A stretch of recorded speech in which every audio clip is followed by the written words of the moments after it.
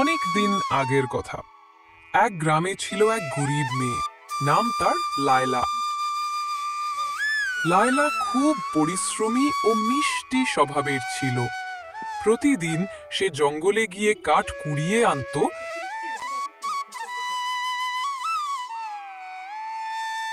আর সেই কাঠ বিক্রি করে মায়ের জন্য খাবার কিনতো।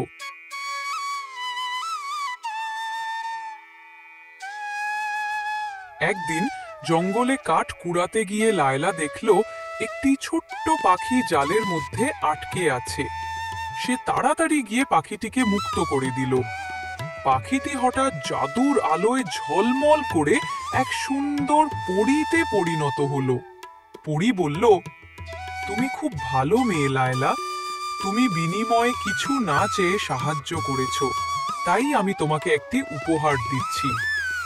সে একটি ছোট সোনালী ফুল দিল।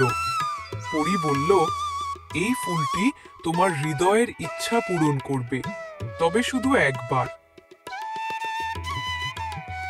লায়লা বাড়ি ফিরে ফুলটি মায়ের হাতে দিল। মা বলল, আমার ইচ্ছা শুধু তুমি সুখে থাকো।